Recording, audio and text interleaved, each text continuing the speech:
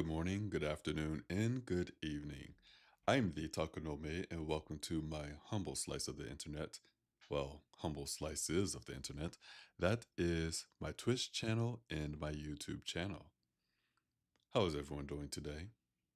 I hope that you're having a good day today, hopefully a good week, and if that has not been the case, maybe this reading stream could be a bit of a bright spot to your day. Well, as you know, it is a Saturday evening, which means it is time to return to Clockwork Twist, Book 9, Home by Emily Thompson. Now, for those who are new to the reading stream, or perhaps you're asking yourself, who is the author Emily Thompson? Allow me the opportunity to introduce them to you. Emily Thompson is a non binary author and artist originally from Northern California. Although they adore steampunk and all things Victoriana, they also write science fiction and fantasy. After studying film and animation in university, Emily changed to a Japanese language focus and studied in Tokyo. After receiving a language degree and spending a number of years abroad, they now live in Washington and spend most of their free time writing in coffee shops, painting, crocheting plushies, coding, and playing lots of cozy video games. And there you have it. That is our author for the evening. As always, before we begin the reading stream, I'd like to go over any news or updates for this channel or the stream itself, in case there are any changes to the schedule, if you will, which normally I try not to change, but there is a potential big change coming to the reading stream relatively soon. For those who may not know, I used to do a lot of game streaming as well on Twitch, but I have recently taken a step back from that and some of the other gaming community things that I've participated in. So now, going forward, I will be doing mostly reading streams for my Twitch channel, with the occasional game stream here and there. But as a result of this, I've now wondered if it is time to move the reading stream to a different schedule. What schedule would that be? Well,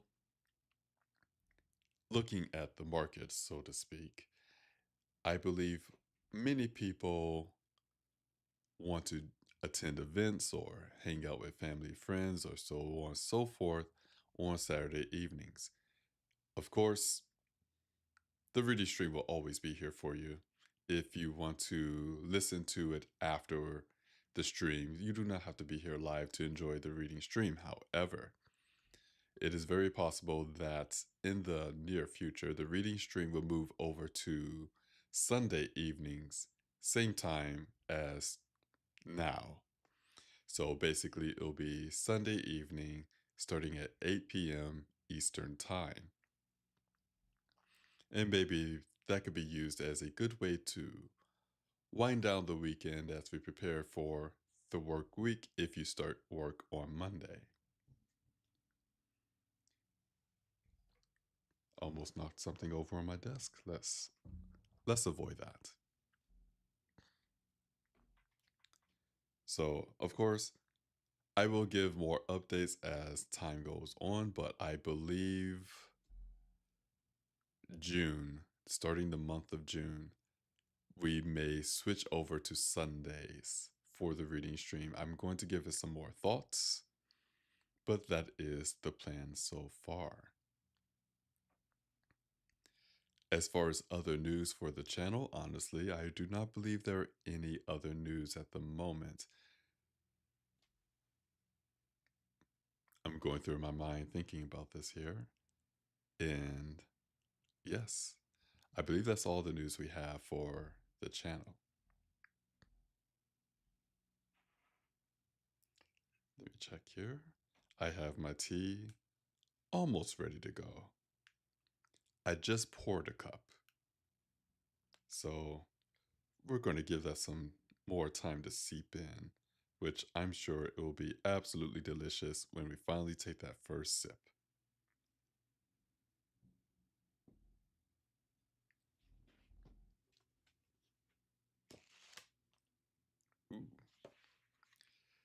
And I need to order the next book sooner than later. As well as, well, for those who may not know, after we finish a book on the reading stream, we go to a book of poetry for one night before we start our next book. Normally, I've tried to switch from the Clockwork series, I suppose, the Clockwork series books to another series or another book in between, but this time we may go from book 9 directly to book 10 after our poetry night. And you know what? I will throw this out there now. Perhaps I need to get used to saying this. But if you happen to be a published author, or you know someone who is a published author and you would like for their book to be read on the reading stream, be sure to, well, you can send me a DM either on Twitch or YouTube, Blue Sky. I do have a Blue Sky account. Those are perhaps the best ways to catch me, or post it in chat, and I will be happy to take a look at the book, read it, and, well, present it on the reading stream. Because, for one thing, one of the reasons why we started up the reading stream, besides people saying that they absolutely love my voice, is because it's a nice way, I feel, to read other books that are not necessarily mainstream. I want to enjoy other stories out there as well that perhaps is not well known or talked about.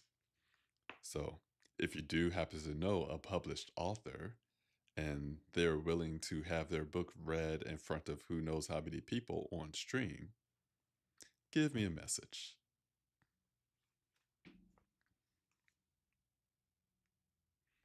And I believe with that, we are ready to return to Clockwork Twist, Book 9, Home by Emily Thompson. We are currently on page 211. Ooh, we've made it very far in this book. It is only a matter of time before we reach the end, but let's not get ahead of ourselves here. And instead, let's jump back into the story.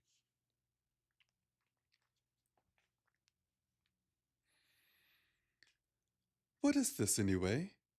Twist asked, waving a hand through the silvery string connected to him.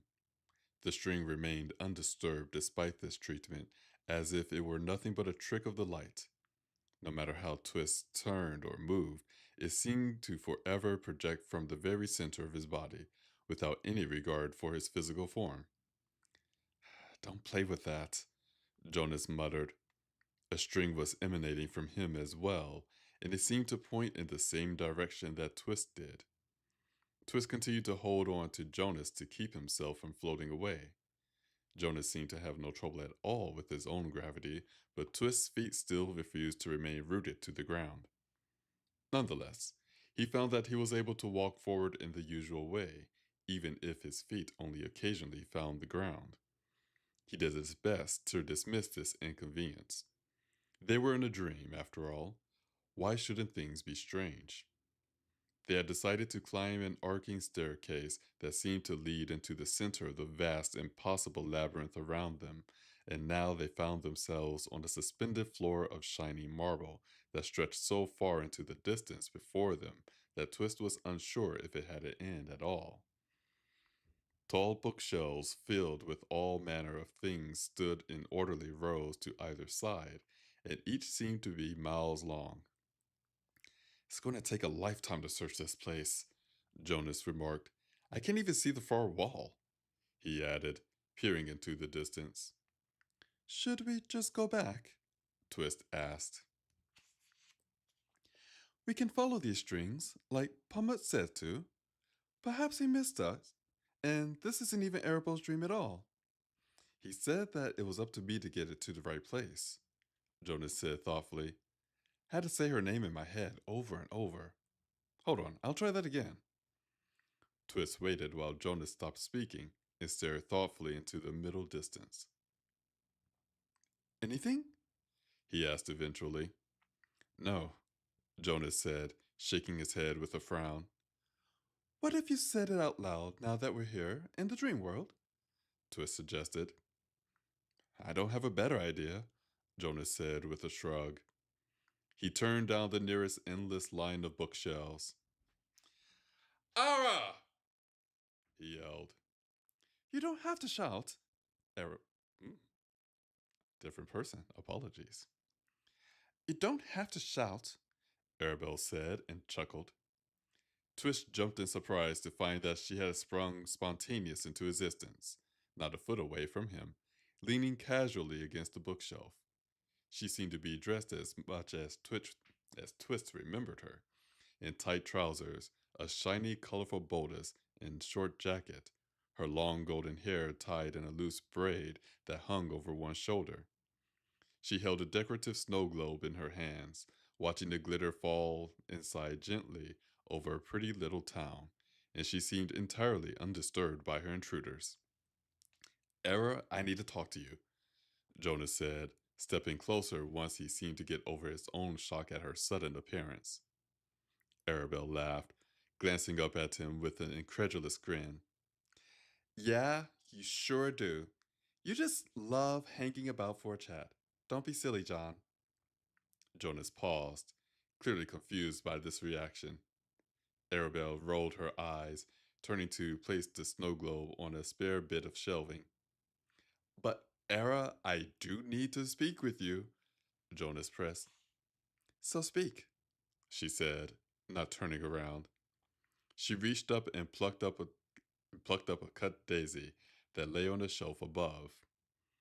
Twist marveled at the fact that the flower seemed to be fresh and still very much alive, despite being left on a shelf. Not here, Jonas said.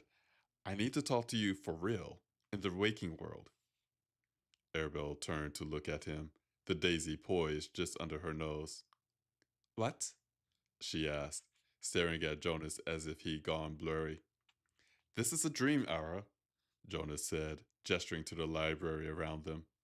You're asleep. I used a magic spell to come into your dream and tell you that we need to talk. We are on an airship in eastern Canada right now. I need you to come and find us. Do you remember this? Arabelle asked him, holding out the daisy. You gave this to me. You picked it for me when we all went to that park. Jonas stared back at her, dumbstruck and silent. Arabelle giggled, smiling at the flower. Mom was so angry with you. She said that you shouldn't pick the flowers in the park, but you said it was pretty and that you wanted me to have it. How could you be doing something bad when you give me a present? Era? Jonas asked, reaching out to place a hand on her arm. Can you please listen to me? I need you to come find us when you wake up. When did you stop being so sweet, John? She asked, her smile fading into sorrow. Can you even hear me? Jonas asked, his tone growing sharp. Oh, I remember, Arabelle said, putting the flower back on the shelf as she turned to walk away. Twist and Jonas hurried to follow after her as she moved along bookshelves and around turns as if she knew the route by heart. Ara, slow down, Jonas called as he and Twist struggled to keep up with her. Twist, what the hell is wrong with her? Why won't she listen to me? They stopped suddenly as they found themselves in another tall, round room lined with thin windows and full of bookshelves. More tables and desks sat in the center, covered with all sorts of random things. Arabelle had plucked a small, round ceramic box from the mess and opened the lid of it. She reached inside and drew out a pinch of fine ash. She watched sadly as she smeared the ash on her own fingertips. You were never yourself again after the fire, she said softly, not looking up from the ash on her fingers. It's like you died that night too, right along with Mom and Dad. Jonas breathed a curse, rubbing at his face with a hand. Jonas, try again, Twist said softly. I think you need to get her full attention. I've tried, Jonas said, his voice cold and sharp. Clearly paying them no mind at all, Arabelle had put her box of ashes back onto the table and picked up a map that she now read with mild interest. Twist turned to Jonas, looking at him directly. Jonas avoided his gaze, his own eyes now the same color as the ash in Arabelle's box. Do you remember the time I got into your dream by accident? Twist asked, keeping his own voice smooth, calm, and unemotional. You acted just like she is now. Storm was there with us, remember? He said that I needed to make you see that I wasn't a part of your dream, to make you listen to me. I think you need to get her attention. Show her that you're real. How do I do that? Jonas asked. I don't know, Twist said, glancing back at her. Arabelle was now reading a small yellow leather bound book and smiling at the page. But right now, she only thinks that you're a part of her dream. You need to show her that you're not. Like, do something unexpected? Jonas asked on a heavy breath. Something she never imagined I'd do? Sure, why not? Twist offered with a shrug. Jonas nodded, clearly trying to come up with something. Well, there's one thing she'd never expect me to do. He glanced to Twist. Don't judge me, all right? Twist raised his hands. I promise I won't. Do whatever you need to. Twist felt himself slip slightly to the side, but managed to steady himself with a hand on a nearby table. Jonas's expression turned grim, and he looked back at his sister. She was now holding a shiny silver necklace up to the light, watching the emerald in the setting flash. Jonas approached her with resignation in his steps. Arabelle glanced to him curiously as he drew closer.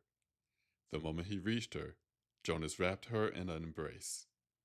Arabelle seemed stunned by this, her arms hanging uselessly by her sides as he held her. Jonas turned his face toward her neck. I love you, Ara, he whispered very softly. Even so, his words echoed off the walls, doubling back and growing louder for a moment before they faded away into silence. John? She gasped, pushing him back to look at his face. Jonas, his jaw tight and his expression grim, snapped his eyes closed, but didn't release her completely. I'm really here, Ara. This is a dream, but I'm really here. I need you to come look for me when you wake up. How could you get into my dreams? Arabelle asked, seeming unnerved. Magic? Jonas said with a shrug. Oh, Arabelle said, clearly trying to make sense of his answer. Like Ozzy's magic? Kinda, Jonas said with a nod, his eyes still closed. Please, will you try to remember you have to come meet me when you wake up? It's very important. You want to see me? I need to see you, Jonas clarified. Right, Arabelle said, nodding. But we're already on our way to you. You are? Jonas asked, confused. Aiden says you're in danger, Arabelle answered. Something about a fire. As she spoke, Twist noticed that the light streaming through the windows suddenly dimmed. Before Jonas could respond to what Arabelle had said, the wall beside him suddenly crumbled into dust, leaving nothing but blackness behind. Jonas and Twist both jerked away from the collapse in shock, but Arabelle didn't seem to notice, even as the dust curled up around her feet. An instant later, another wall near the edge of the room fell as well, leaving another patch of empty black behind.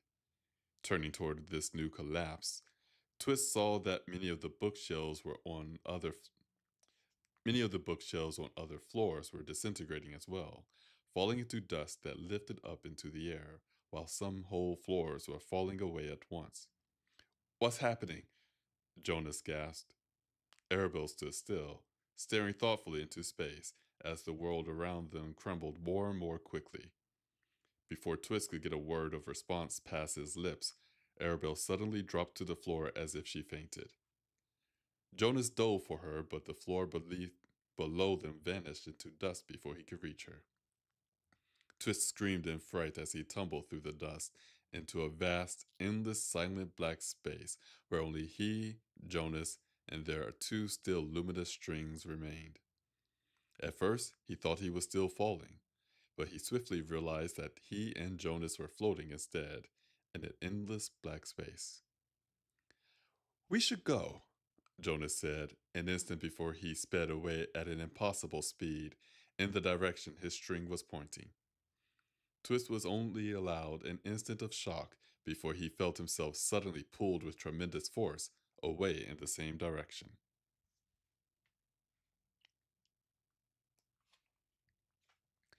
Here we're going to take a quick chapter break, and we'll see how our tea is doing.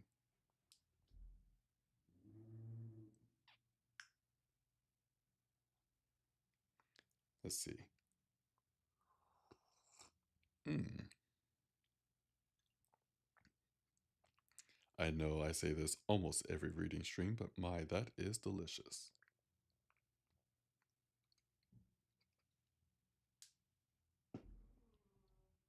Mm. Oh, okay. I have to keep that in mind. And okay, we are fine.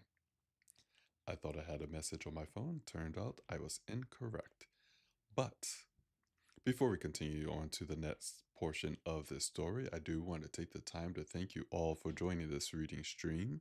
Whether you're here live on Twitch or YouTube, or you are here and or you're listening to the VOD, that's the one I wanted to say. And as always, I do appreciate all the support that these channels receive. Whether you're just turning it on, listening to it in background, or you're subscribing, following, liking, so on and so forth. Again, I do this for fun, and I do enjoy doing the reading stream. And I'm happy that you are here listening to the reading stream, and I'm hoping enjoying the story as well as the reading of this story. And on that note, I have a confession. I forgot the voice I had for Arabelle. So we will have to improvise on her voice again. It has been a while since we had Arabelle in the story.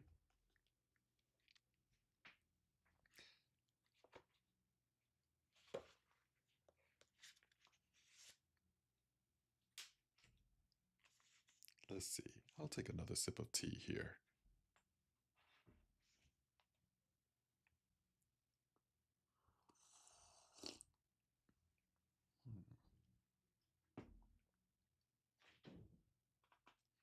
Warm tea is always delicious. Very well. With that, let us go into our next chapter.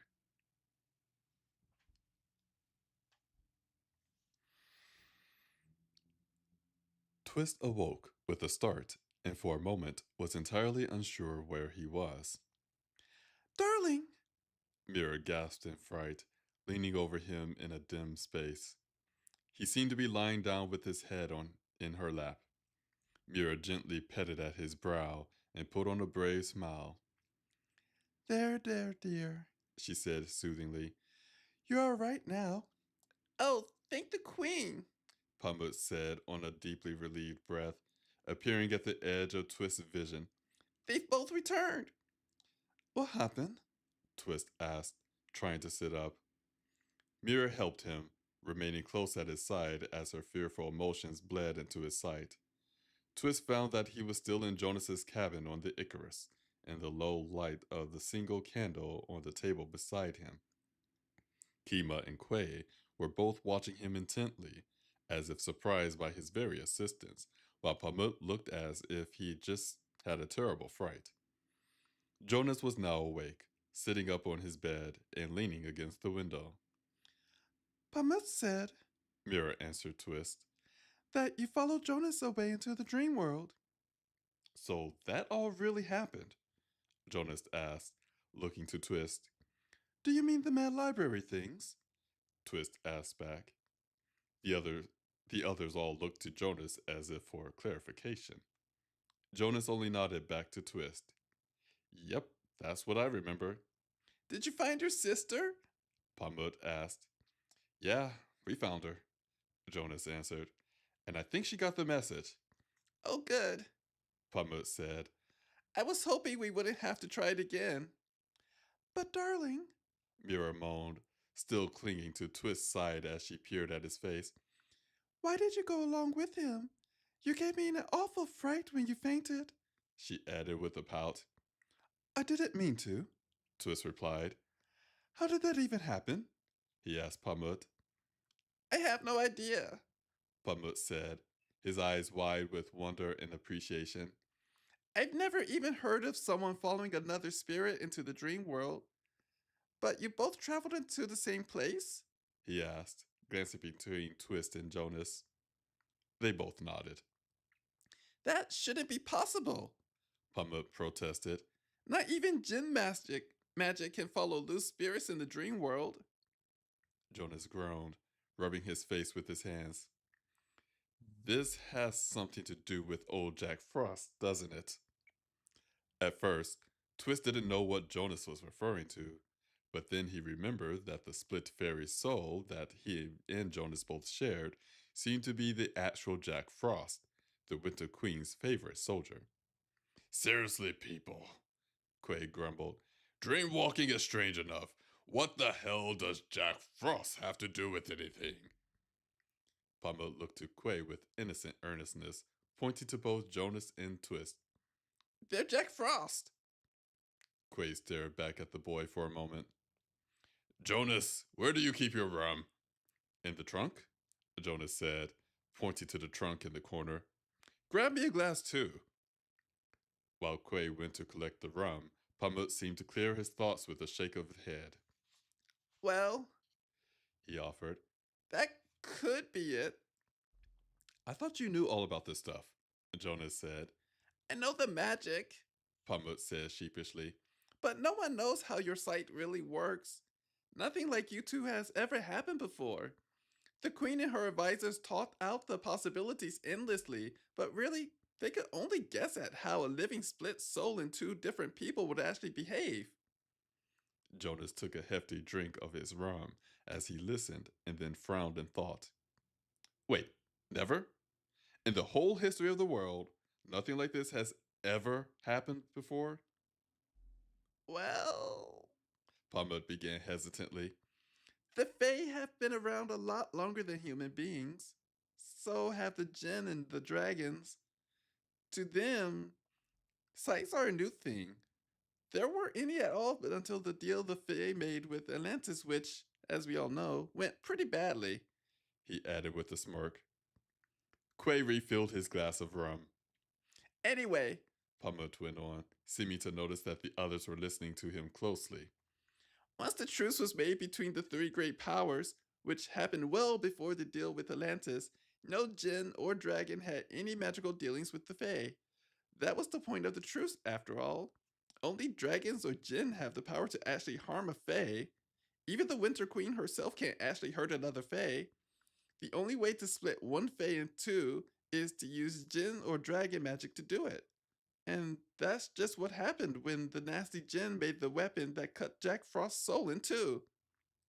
So, okay, right person.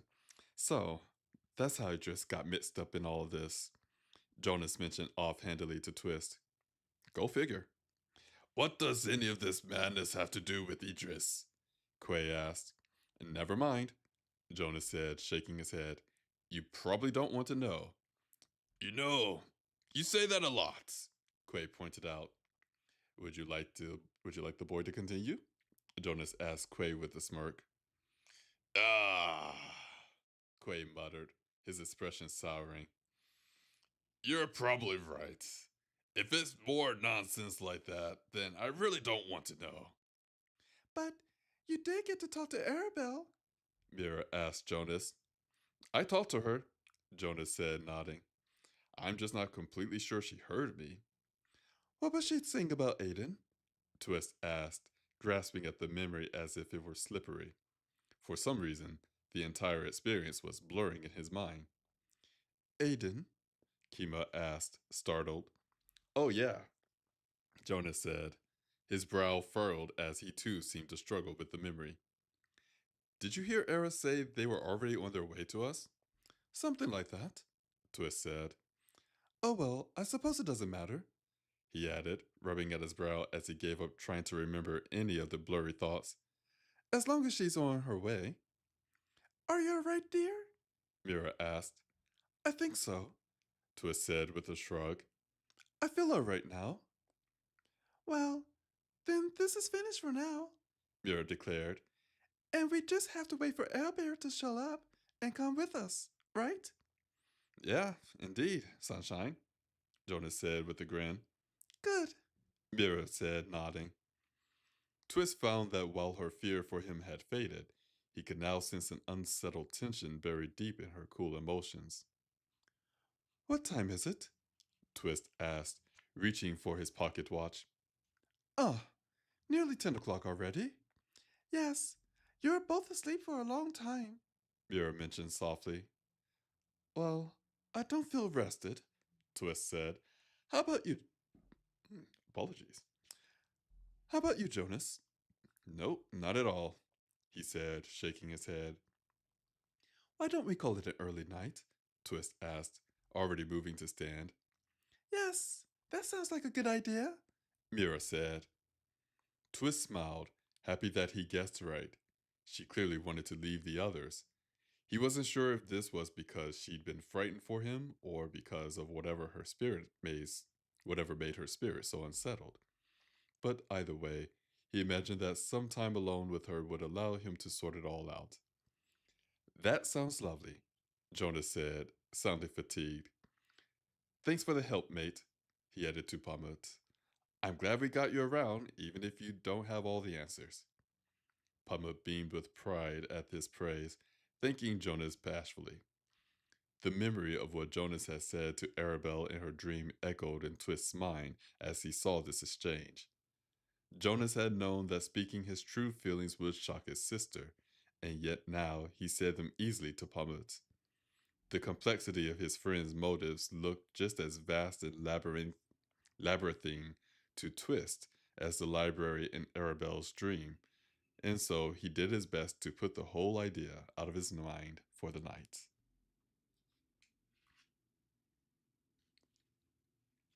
Here we're going to take a chapter break, and we're going to take in some more tea. Hmm.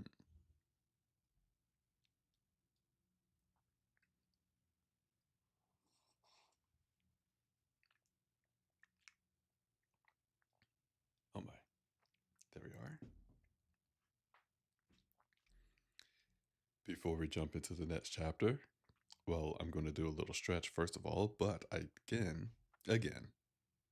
I want to say thank you all for joining this reading stream. I hope that you are enjoying the story as well as the reading of this story. Hmm. And of course, Mira's voice always the hardest one to do. Consistently. Her voice is the hardest one for me to do consistently. Mm. Which now that I'm thinking about it, if Arabelle is coming to find them, or if the Vimana, the ship that Arabelle is a part of, is coming to look for Jonas and Twist, does this mean we get to do Ozzy and Pierre voices as well? I'm hoping so. Ozzy was one of my favorite voices to do for this story.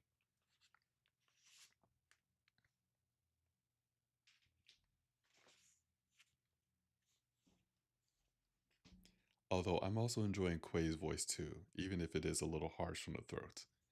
But it is fun to do.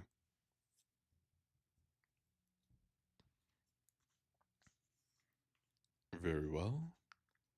I believe we are ready for the next chapter.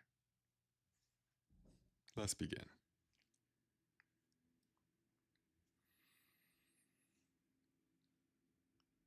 Mira said nothing about the subtle, uncomfortable undercurrent that remained just under the surface of her emotions once she and Twist went to bed, but she seemed more at ease once they were alone. Not wanting to pry, Twist said nothing as well. They dressed for bed and fell asleep in each other's arms, and once again, Twist was thankful to dream of nothing at all. In the morning, Mira's spirits seemed as bright as the new day's sunlight, giving Twist confidence that all was well. Quay taught Mira how to fry eggs, and the whole crew ate breakfast together. Quay remarked that their supplies were running short of fresh meats and vegetables, as it was always hard to keep such things on long trips. Remembering the encounter they had with the small village and its angry mob the night before, no one was eager to approach another local town. Kima looked out the large dining room windows at the wild forest that covered most of this side of the mountain. What kind of animals are out there? She asked the others. Bears, Jonas offered. Maybe moose or elk, that kind of thing, I guess. Kima looked to Quay to answer as well. Don't ask me, Quay said. I'm no hunter. But I am, Kima mentioned. I haven't actually gone on a hunt for a long time. I miss it. Hunting makes sense, and I'm good at it. You want to go hunting? Jonas asked. Help yourself. You're a free woman. Besides, we don't have anything to do until the Vamana shows up. Especially if you can especially if you catch dinner and we don't have to go shopping. Kima smiled at this idea and nodded. Yes, I like to go hunting. Pamut, do you want to come with me? I can teach you how to hunt too. Do you mean catching wild animals? Pamut asked, surprised. Isn't that dangerous? Not if you stay with me, Kima said easily. I tried to teach Storm how to hunt, but he never wanted to learn. In my family, everyone learned a skill hunting, or medicine, or cooking, whatever the family needed. My mother was the family hunter before me. She taught me everything she knew. I always wanted to teach someone else. Plummet listened to her in amazement, as if she had suddenly begun telling another of her legends. And now you want me to be a hunter? He asked. If you want to learn, she said, shrugging. You are already useful to us now with your magic, she said with a gesture to the others. You don't have to learn another skill if you don't want to. Oh, but you want to teach me, Pamut said, sounding as if he was fearful of losing this opportunity. I could be your apprentice and learn your magic, he added happily. Apprentice? Kima asked, sounding out the word carefully. It's not really magic. Magic, science, whatever you want to call it, Pamut said dismissively. I always wanted to be an apprentice. My old master always said I was never really his apprentice, only a slave. But only an apprentice could ever become a master, he added dismissively. All right, she said, leaning closer to put a hand on his shoulder. You can be my apprentice. I will teach you everything I know, and someday you will teach someone else. Wow, really? Pamut asked, at once amazed and excited. Yes, please. Kima laughed lightly and nodded to him. Look at that, Quay said fondly, watching them. They're learning to communicate.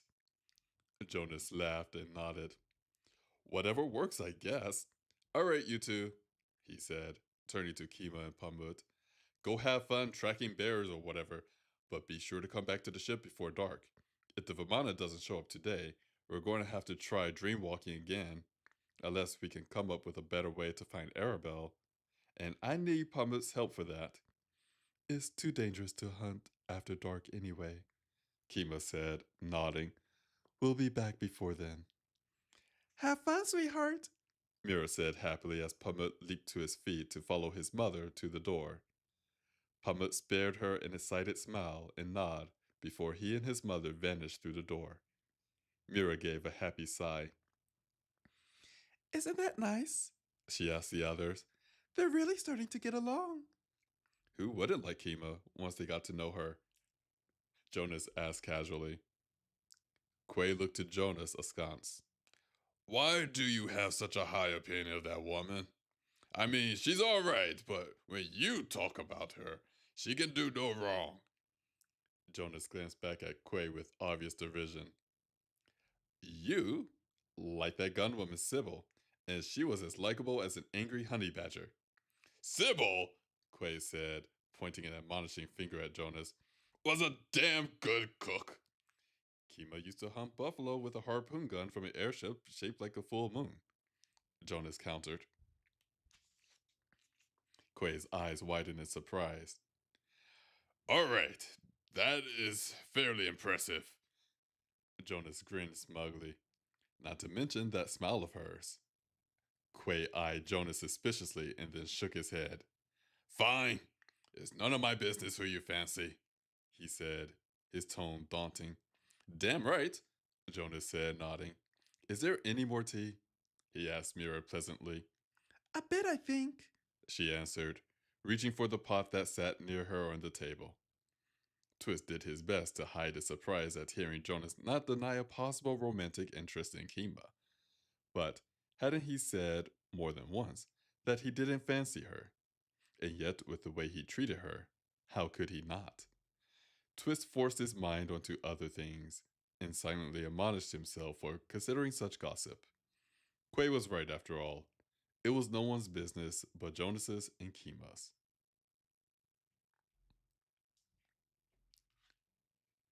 Here we're going to take a chapter break. And I do not know if the author is in chat or listening at the moment, but I would like to make a correction to the very end of that chapter. It is now all of our businesses if Jonas and Kima are packaged, ready to be shipped. I personally believe that they are certainly a package, and I'm looking forward to seeing that I'm correct. But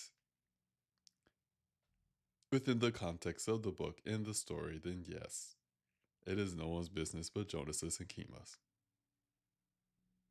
But as readers and listeners of the story, we're definitely going to insert ourselves into their situation. But that is for another time.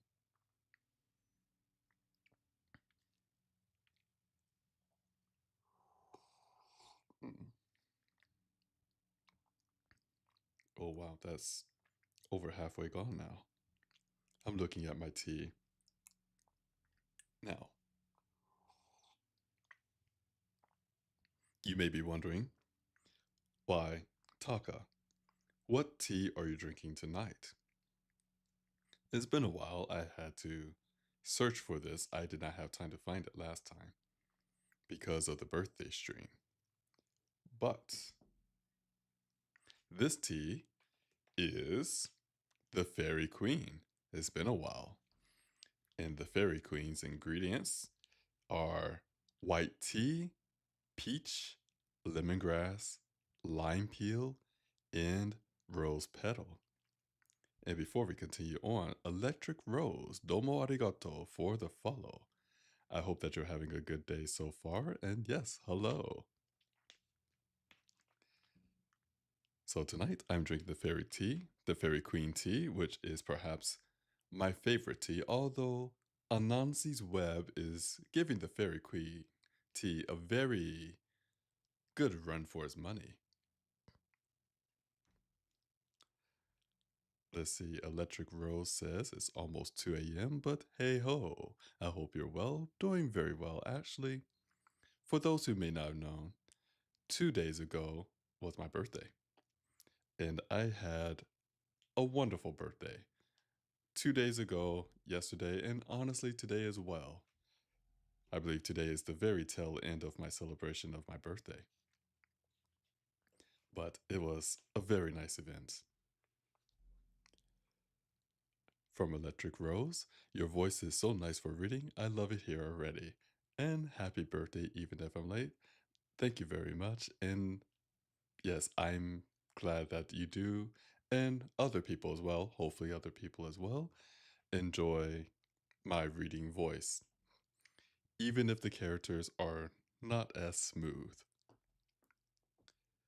And For the Fairy Queen tea that I'm drinking right now on stream, you may be asking yourself, Taka, where can I find tea that you drink? Well, allow me the opportunity that you cannot stop to tell you about my favorite tea shop, Seattle Afternoon. Not Seattle Afternoon. Oh my gosh. I just said it was my favorite too. Friday Afternoon. The tea shop in Seattle, Washington. I got my words a little confused, but it is Friday afternoon time. Now, for those who say, oh my, another sponsored stream, no, no. This stream is completely independent and not sponsored by Friday Afternoon. Instead, I just like talking about their teas and I drink it on stream. Every stream that I do for the reading stream. However, if you go to their website, www.fridaytea.com, you will find a wide variety of teas that I'm pretty sure will tickle your fancies. Tonight, I want to talk about this tea that I'm not too certain how to pronounce, but I'm going to say it is AO cubed. It is the letters A, O, and a 3 representing the cube of it. Now, this tea is part of the WebSpeak collection, and they have a whole collection, delicious collection on the website. But the AO Cube tea's description goes as follows. New pairing alert. You and AO Cubed. Step into a tea shop AU and sample a blend that's sure to earn kudos. This floral warm weather treat doesn't require any archive warnings. Brew once or twice for a fluffy drabble or up to 20 infusions deep for an epic saga. The ingredients: oolong tea, aloe vera, orange peel, osmanthus, natural orange flavoring, and natural cream aroma. This tea is also part of the spring fandom, which means it will be available until June 3rd. And let's see, we do have a couple reviews. Oh my. The second one is an essay. And both reviews are very recent. This month, actually. Both reviews are this month, this year, within the last 10 days, actually. So, the first review, 5 stars. Love it. We love all Friday afternoon teas, and honestly, who could blame them? And this one is no exception. The oolong develops well over many steeps, which is always a fun journey. That is the first review. Oh, no worries, Electric Rose. The second review, the essay, if you will, another 5 stars. The Creamsicle Dream Oolong of Spring. Oh, this is going to be good.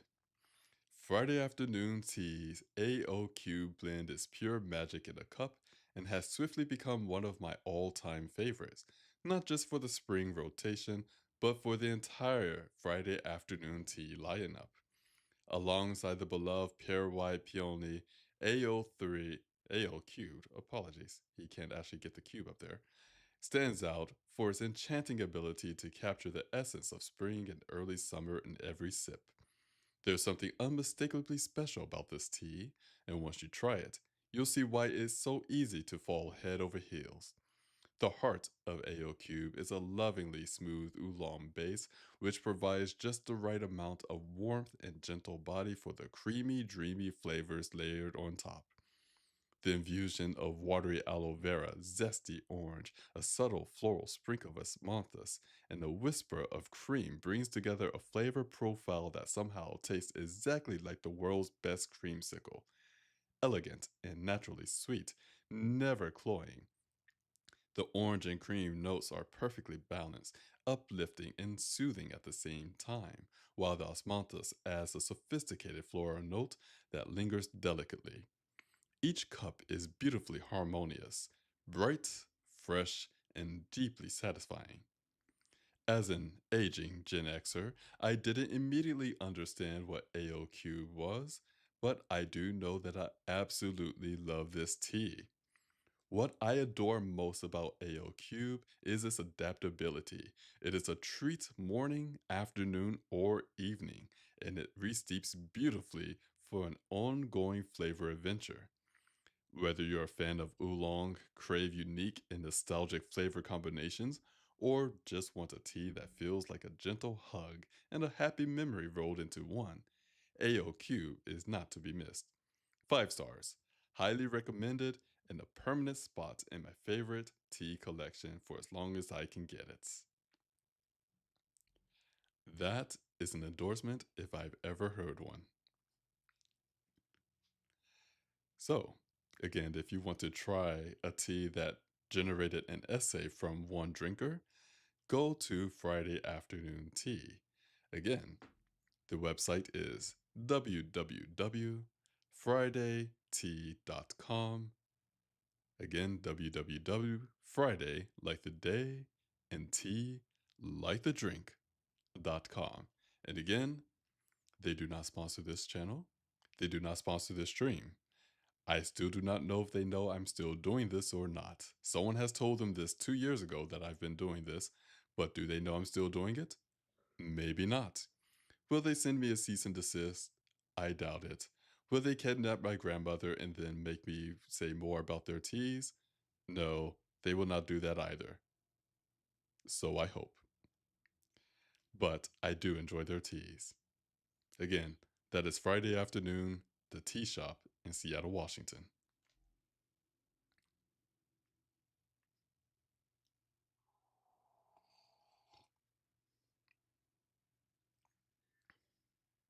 From Electric Rose, I'm in the UK and I don't think they do shipping. Even if they do, I feel like the shipping costs wouldn't fit with how broke I am. Oh, that's unfortunate. We have on this channel another member of the community, if you will, who lives in South Africa. And I tried to check into their shipping details or whatnot. I do not think they're able to ship far internationally. I believe they can ship to Canada, but to Europe, Africa, or Asia, unfortunately, I do not think they are able to do that. It is, well, an independent tea shop, but who knows? Maybe I should let them know that I am saying this every time and that there are people who would like to try their teas internationally.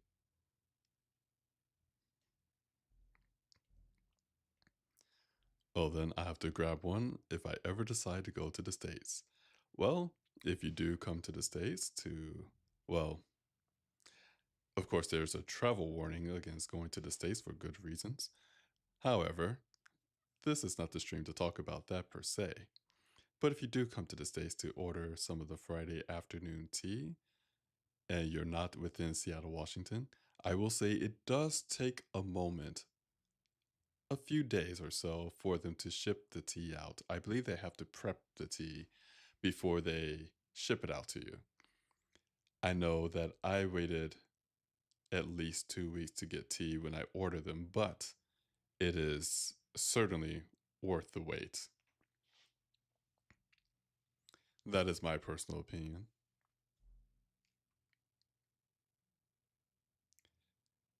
Before we go into our next chapter, again, I do want to thank you all for joining this reading stream, whether you're here live on Twitch or YouTube, or you're listening to the VOD. I do hope that you are enjoying the story so far, as well as the reading of this story. Also, I do appreciate all of the support that you give these channels, whether you are listening in the background, lurking, if you let friends or family know, subscribe, like, follow, bits, or the equivalent of what YouTube has, because I'm not very familiar with the YouTube platform, but we are learning. And that is what's important, that you continuously learn something while you can.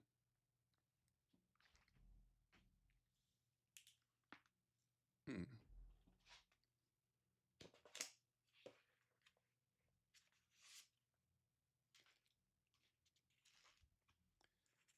Yes, I definitely need to order the next book soon.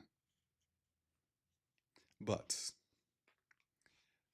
my order conundrum out of the way, let us go into our next chapter.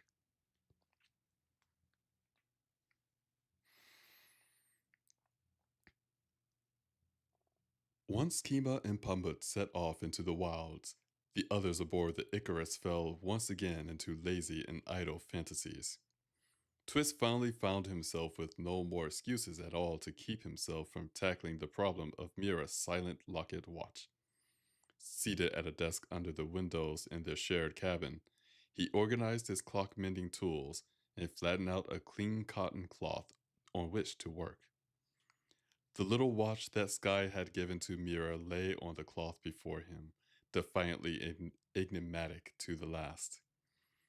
Twist took the thing in his hand, pushing his sight into. Mm, apologies. Twist took the thing in his hand, pushing his sight in past the pleasantly ticking clockwork. His awareness tiptoed through the alien technology beyond, finding problems that made no sense at all to him. It seemed as if something was missing, rather than being damaged. It was a rare day indeed that Twist found himself faced with something his sight couldn't explain. The experience always set his nerves on edge. Not to be beaten too easily, Twist spent many long, confusing moments simply letting his sight wander through the hidden communication device under the little watch. After all, every rook Twist had ever met seemed to own a watch like this. There were thousands of rooks, and there could reasonably be thousands of these trinkets as well. They couldn't be too complex, or the production and maintenance of so many would be impossible. He replaced the glass and played about a bit with the clockwork that made sense, restoring the watch to outward perfection. But no matter how Twist tried to understand the item in his hands, he simply couldn't make a bit of sense of it. A sudden knock at the door behind him startled him. Now, noticing the soft buzzing at his neck had grown slightly, he called for Jonas to enter. Jonas opened the door and looked in at Twist with a mildly unhappy expression. Believe it or not, they're actually here, he said. Who's here? Twist asked back. The Vamana, Jonas answered. I just spotted her on the horizon. It worked, then, Twist remarked, finding himself surprised. The idea that they had truly reached into Arabelle's dreams and successfully relayed a message still seemed highly strange. They should be here in less than an hour, Jonas added, and Mira's acting a bit odd. Mira is? Twist asked, startled. He stood up and stuffed the troublesome little watch into his jacket pocket. Come see for yourself. Twist followed Jonas downstairs to the kitchen. Mira moved quickly about inside and had already placed their teapot and all of their teacups on a tray. She dug through their stores of supplies, peering into boxes and hastily tossing open cupboards as she gave low, anxious moans.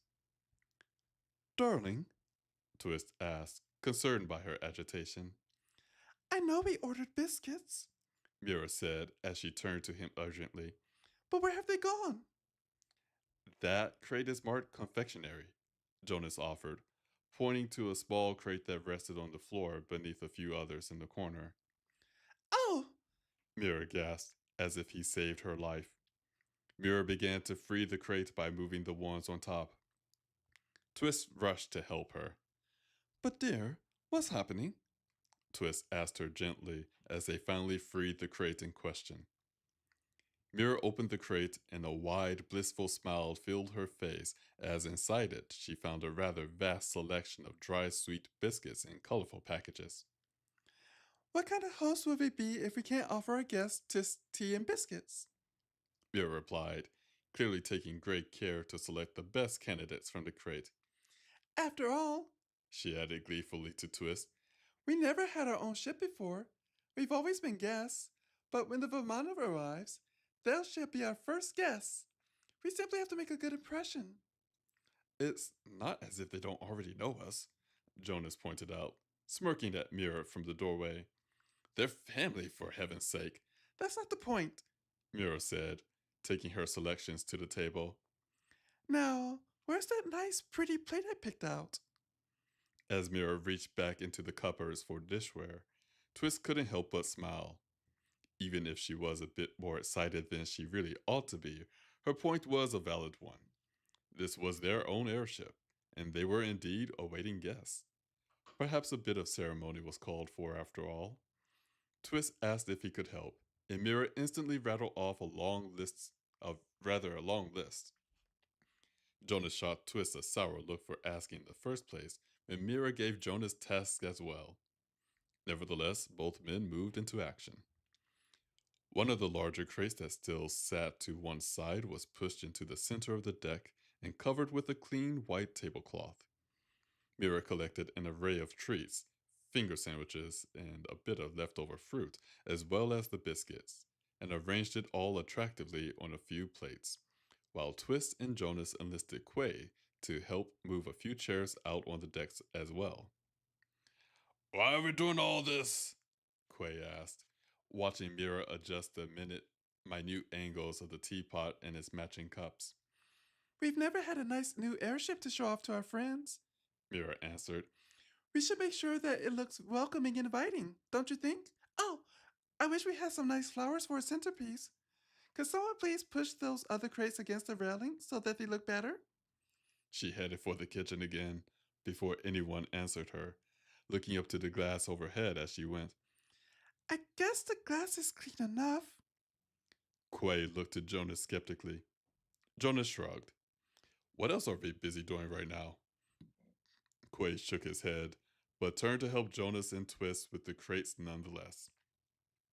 Twist counted himself lucky that the ship was brand new to them and hardly used at all by its previous owners, so there was nearly nothing to clean or repair. By the time the Vimana drew close enough for Twist to easily recognize the shape of it, Mira began to slow down as she ran out of things to do. As a final addition, she put their remaining fairy invisibility charms on the table as well, so that they might protect their guests at least temporarily as soon as they arrived. Thus finished, the others were released from service. Good, Quay grumbled, snatching a biscuit off the plate. I don't want to be around when they show up, he added, heading to the crew cabins. Mira ticked her tongue irritably as she rearranged the biscuits to account for the missing one. That's probably a good idea, Jonas said before Quay was gone. Quay shrugged and took a bite of his stolen treat before vanishing into the aft of the ship. In fact, let's all not mention that he's on board, shall we? Jonas asked Twist and Mira. Neither Mira nor Twist had much trouble with this idea. Mira asked if someone ought to fetch Kima and Pamut, but Jonas assured her that they would be back soon enough. It was already getting into mid-afternoon, and Kima wouldn't stay out after dark. Twist left his friends to talk and stood at the railing to watch the familiar airship approach while a new thought occurred to him. He'd ridden on the Vimana many times and had even left a few possessions on board. He knew every room of the ship well and had to admit that, seeing it again, the airship felt rather like his second home. And yet, he was currently aboard his new home. There was no foreseeable reason for them to abandon the Icarus, and therefore there was no reason he could imagine to ride aboard the Vimana again. A spark of pride shot through his nostalgia like pure sunlight through rain clouds. The Icarus was a fine ship and a worthy rival to the Vimana, and this pretty mad white bird belonged to him as much as it did to the others. For once, Twist wasn't just a passenger on the ship, he was a part of the crew. He had a job as the ship's engineer, and, if Jonas was their captain, arguably a position of first lieutenant. For once, he felt as if he might consider himself and his crew an equal to the intrepid crew of the Vimana. As he considered this, he instantly felt grateful for Mira's domestic outburst. Their ship looked flawless and quite inviting indeed, with a waiting table of tea and snacks set out under the clean, slanting light of the afternoon.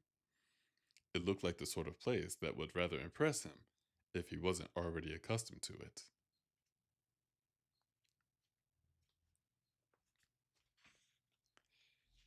Here we're going to take another chapter break. I was not expecting a long dialogue with Mira. There was a part in that chapter where, after I finished her lines,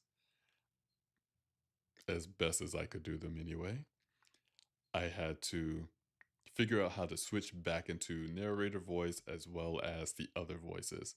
Mira is a hard voice for me to do. Mira is a hard voice for me to do consistently.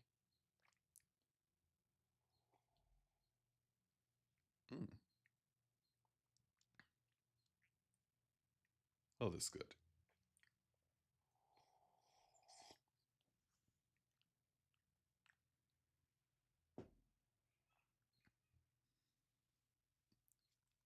We're doing a few little stretches here. After all, I've been on my feet for about an hour. So make sure the blood is pumping through the body as we go into the tail end of the stream for the night. But before we go there again, I believe I say this almost every chapter break. Thank you again for joining this reading stream. Whether you're here live and Twitch or YouTube or listening to a VOD.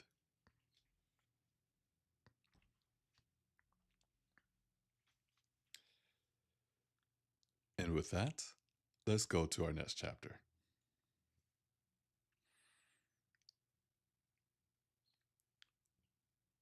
With some careful maneuvering, the crew of the Vamana brought their considerably larger vessel in to float alongside the Icarus on the port side. The Vamana's huge elongated balloon rose high into the air above the open gray wooden hull, which stretched nearly twice the length of the Icarus.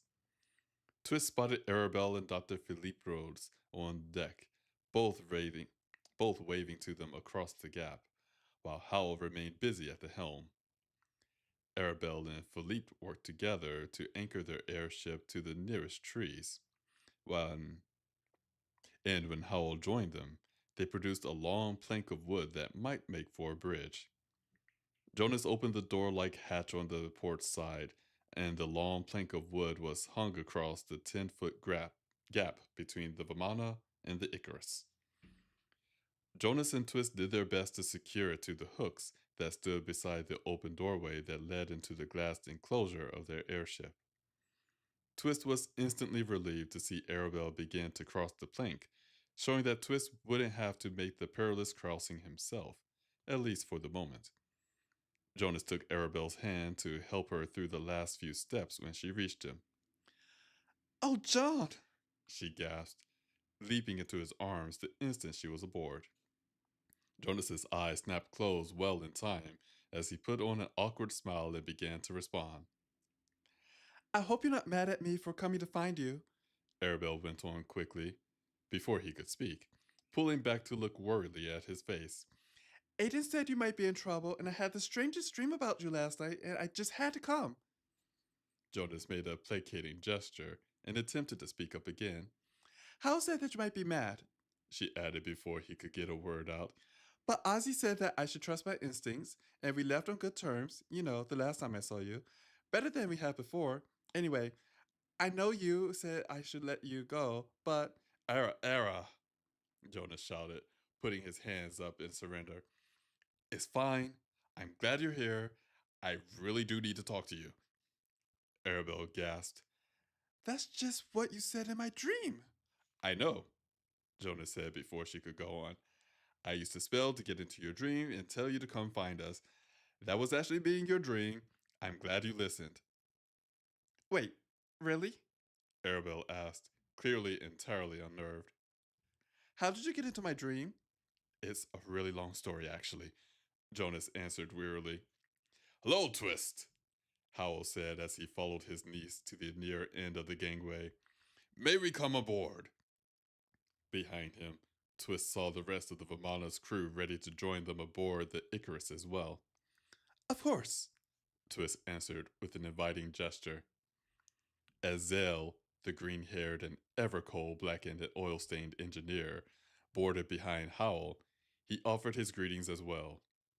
Philippe, dressed impeccably as always in a navy blue suit and silver waistcoat, seemed to be in perfect health and none the worse for being captured by vampires some time ago. His wife, Ozzy, wore a long black gown and gloves that covered every inch of her skin, her face shaded completely from the sun by her sapphire shawl. They all offered greetings as they boarded the ship, which Twist, Mira, and Jonas replied to in a near constant polite and friendly murmur. Welcome aboard the Icarus. Mira said proudly to their guests. Would anyone care for some tea? No one objected to this offer, and each found a seat around the makeshift table that had been set up on the deck. Their guests complimented the offered treats and the quality of the tea, while Mira soaked up their praise with a bashful grace. This is a fantastic looking ship, I must say, Howell mentioned as he glanced about him. Whose is it? Ours, Ashley, Jonas announced. The Vamana's crew all looked at him in surprise. Mira bought it, he added as explanation. Apologies.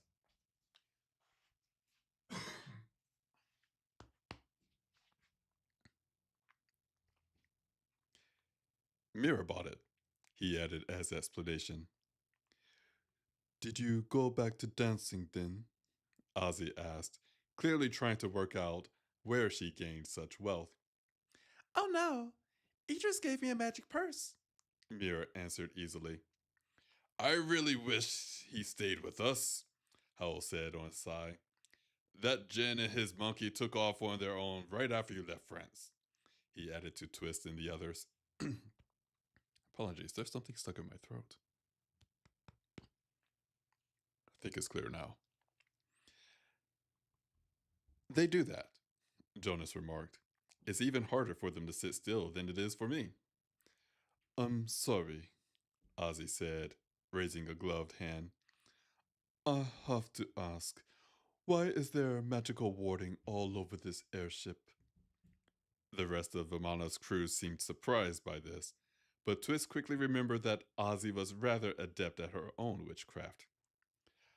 Oh no, Jonas moaned, his face taking on a pout as he looked to Twist. It's time for the crazy talk now, isn't it? Twist smirked at him while their guest seemed confused. Shall I tell the tale this time? He offered. Please, Jonas said, as if Twist were offering to save his life. Twist chuckled at him and did his best to find a good way to start. So, he began, looking to Arabelle. You know how Jonas and I have funny sides? Do you mean how you're both too strong? Arabelle asked back. Oh, Mira gasped. they can't talk, She said urgently to Twist. Good heavens, you're right, Twist said, startled as well. Mira snatched up the charm she left on the table and got up to hand one to each of the Vamana's crew. Here, just hold on to these for now, she told them. Is that Mama's symbol? Howell asked once he got a close look at the charm Mira had given him. I know what it looks like, Twist said. But please, just hold on to those and hear us out before you ask any questions. But this is old magic, Ozzy observed, her gloved fingers toying with the charm. When did you three learn magic? We haven't, Twist answered. We have a warlock on board, but he's off hunting now, with his mother. The guests all appeared confused by this answer, and Twist could see the questions brewing in them all. Now, please, Twist said, hoping to keep them silent. I've got a lot to say, and while I do, I have to ask none of you speak, or ask questions, or respond verbally at all. Once I'm finished, you'll understand why, and then you're welcome to ask anything you like as long as you're careful. What the hell? Howell grumbled. Jonas sniggered. Damn it, man, just hold your tongue for a few minutes, all right? Howell gave an unhappy tone but said nothing else. The rest of the crew had fallen silent more easily and now watched Jonas and Twist intently. As it seemed that they would all remain quiet for a time, Twist began to tell, explaining first that they had found a cause for the strangeness of Jonas's and his sights. He then continued as naturally as he could, while Mira gave him tiny nudges whenever he left something out. To his great relief, none of the others spoke at all, though their incredulous and disbelieving glances did little for his confidence. By the time Twist got to telling what had happened on the ship to Atlantis, the others seemed to follow his words more closely. Mira added her own side of the daring rescue of herself, Pamut, and the Rooks as to support Twist's tale. Jonas remained largely silent, his goggles now on over his eyes thanks to the fact that his family continuously glanced at him as if for silent confirmation. And that's why Jonas asked you in your dream to come here, Twist finished, feeling as if he'd just run a rather long marathon. Jonas clapped. You're a marvel, Twist. You too, Puppet. Good job. I'm proud of both of you. Now, he said, glancing toward the others with his blinding goggles still in place, let's go. You now know what not to say and what will happen if you say it. Was any of that actually true?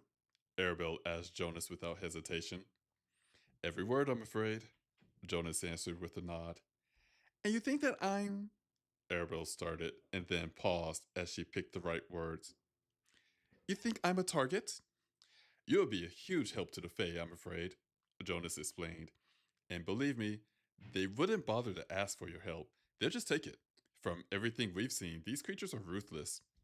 They're worse than ruthless, Ozzy added, her tone cold but her face still hidden in the shadows of her shawl. They're just as vicious and cruel as vampires. I've never dealt with them because I was honestly afraid to, but I've heard horror stories like yours before. Arabelle looked to Twist thoughtfully, a sadness wafting over her. Some of the others followed suit as well. The most difficult moments of the story, when Twist had quickly mentioned that his own mother had been murdered by fairies, rose instantly to his mind. He looked to one side, fighting the sudden urge to flee. Yeah, just look at what they did to Pamut, Jonas said to Arabelle. They stole his entire childhood and turned him into a psychological train wreck. He'll flinch at the slightest thing and is astonished he gets to eat more than once a day. I mean, he doesn't even believe in science. Twist felt a sudden relief as the other's attention turned away from his own tragedies that he nearly spoke up to thank Jonas for it. But, Arabelle started, speaking slowly as she put her words carefully into order. If you do this, she held up the charm Mira had given her, what you want to do to it, then I'll be safe. Not just you, Mira answered, but once your charm is enchanted, we'll all be safe. After all, as terrible as it would be for you to be captured by the nasty monsters, if they had you, they would also be able to use you to find each one of us, regardless of our charms. Yes, I understand, Arabelle said, frowning in thought. It's all just so strange. Agreed, Jonas offered. Right now, Pamut and Kimo are out hunting, but they'll be back before dark. Pamut could do the spell to enchant a charm to make you extra safe. You're trusting a boy's magic? Ozzy asked. It takes years of diligent practice to learn magical skill. Pamut spent his entire life in the company of fairies, Jonas answered. He knows their magic better than anyone else, and he's already proved his power. His magic is protecting all of us now. I trust his magic as much as I trust Mama's. Did he do this? Ozzy asked, glancing about the airship in his invisible magic warding. I thought a gypsy had. Nope, Jonas answered with a smile. Pamut did it all by himself. Ozzy seemed impressed by this, and she voiced no further objection. So, we're safe now? Howell asked, holding his own charm. Right now, Jonas began, nearly repeating what Twist had said earlier. They might be able to hear what you say, if they're listening to your voice, but they can't see you. If you say something that might get their attention, then they'll try to grab you and take you to their world. And the only door we know of that leads there is near the Bahamas and under the Atlantic Ocean. But There's a whole world of people talking right now, so unless you say anything about the legend, you should be fine. And, he amended, with a point to the charm Howl had held, they also can't grab what they can't see. Once Palmer does his thing, they won't be able to hear you no matter what you say. And they won't be able to find you in your dream world either. I think I get it now, Howell said. So, you're going to do this thing to all of them, not just ours. I know that she needs an enchanted one for certain, Jonas answered, but the rest of you might or might not. I'm not really sure. I'm going to ask Plummet about it when he gets back. He knows all the details. Well, Arabelle said, sounding exhausted now as well. This is one hell of a day. More tea? Mira asked hopefully. Yes, please, Poppet, Jonas said, leaning forward to offer her his. Oh, I see. Jonas said, leaning forward to offer her his empty cup. Thanks. You're an angel. Mira smiled and shook her head, taking his cup to fill it.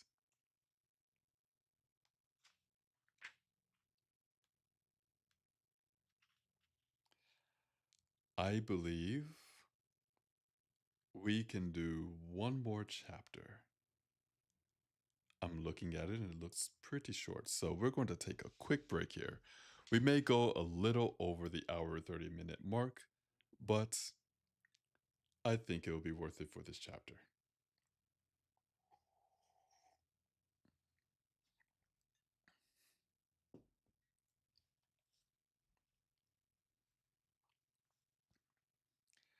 Something I forgot about for the reading stream, especially with this series, when there are more than 3 or 4 characters to keep track of in the story, in the chapter, the voices start to blend together. We're doing the best we can here. But while we continue to do the best we can, again, everybody, I hope that you're enjoying the story so far as well as the reading of the story. I believe we are ready for the final chapter of the evening. Let us begin.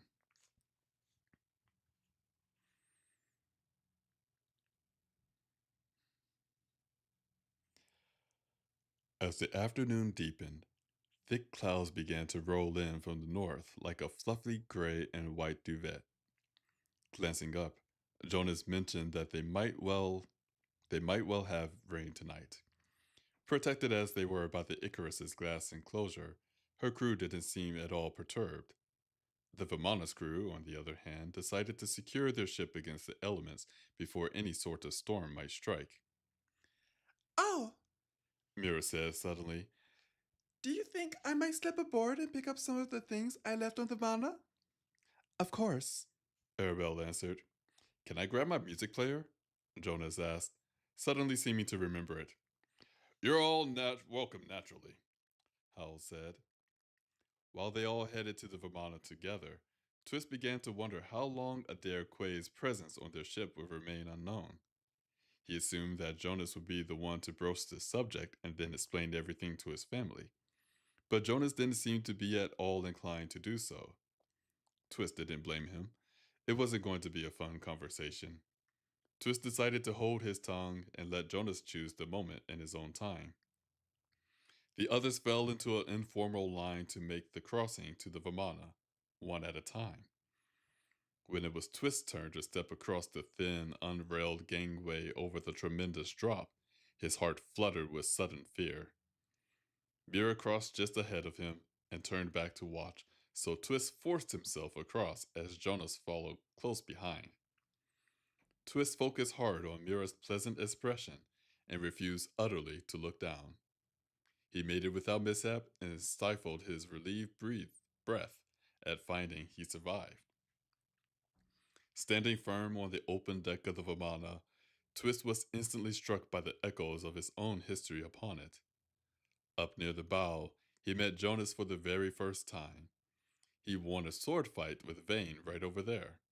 He's seen Venice, New York, Sierra Leone, Paris, Tamarasa, and countless other cities over the side of this deck.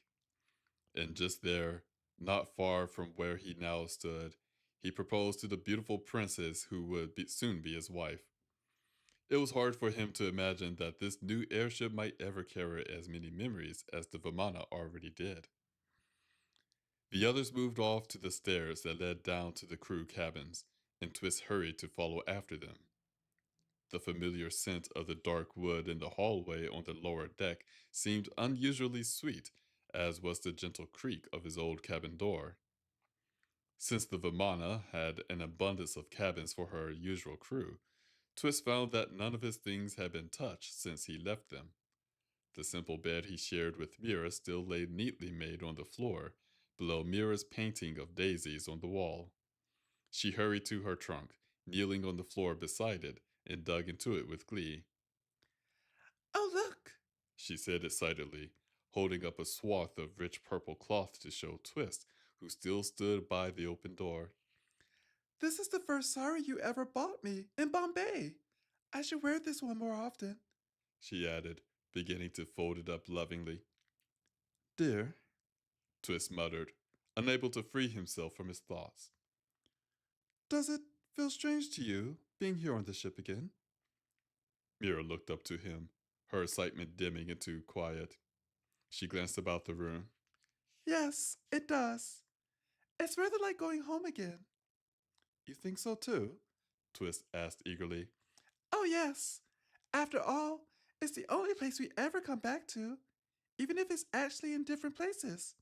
She added with a light laugh. These days, home seems like a funny word to me, Twist remarked, moving to his own trunk, on the other side of the room from Mira's. First, I left London behind, and now I'm leaving the Vimana as well. I suppose the Icarus is my home now, but it doesn't feel like this place. Do you wish you had a home?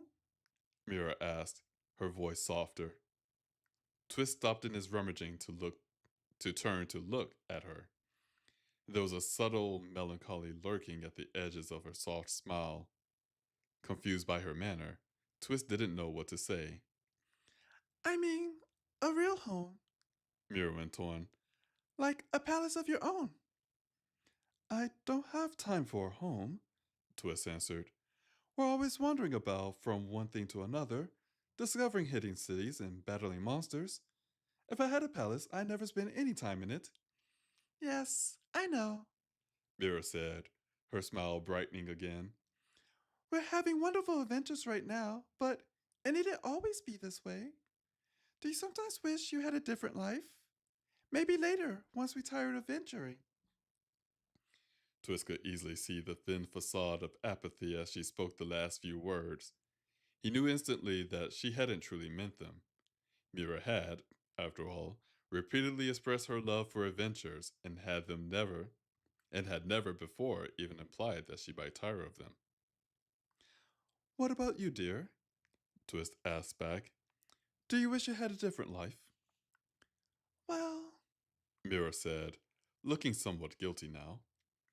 no, I don't. Sometimes I wish things weren't as dangerous as they could be, but as long as things turn out alright, then it's no harm. I've honestly never been so happy before in all my life. But you know, She said, forcing her happiness down.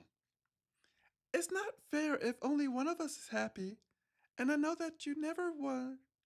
I know that you were never one for much adventure before we met. Twist nodded, finally beginning to understand her mood.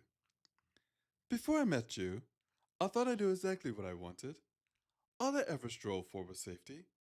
And I thought that solitude and simplicity, controlling my life so that I wouldn't be hurt by other people, I was a coward.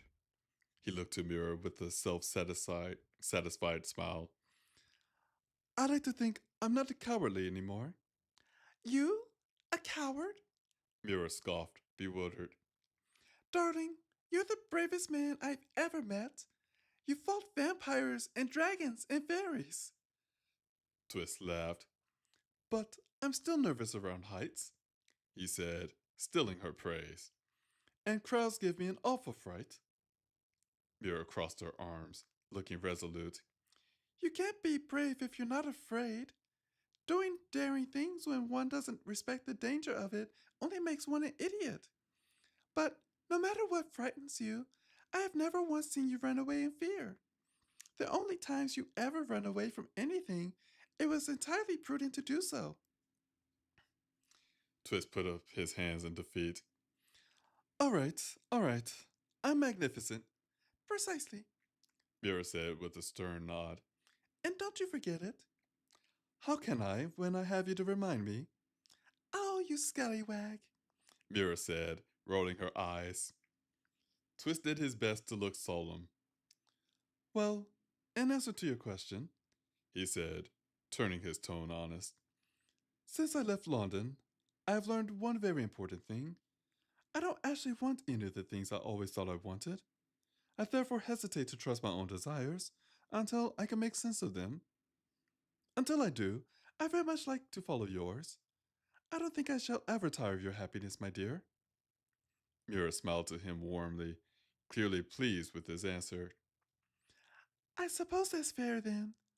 But do let me know if you ever find yourself pining for a palace. I give you my word, Twist said, one hand on his heart. Mira shook her head and turned her attention back to folding her saris.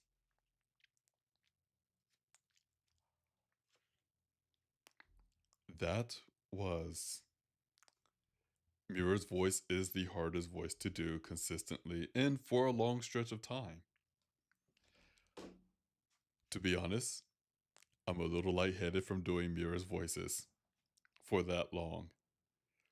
And I think largely because to try to keep the dialogue going or trying to make it sound more natural, but to put that much air into trying to make her voice sound a little more high pitched, after a while, you get a little lightheaded. But we are okay, and I think it was hopefully worth it. But with that, everybody, we are coming to the end of the reading stream.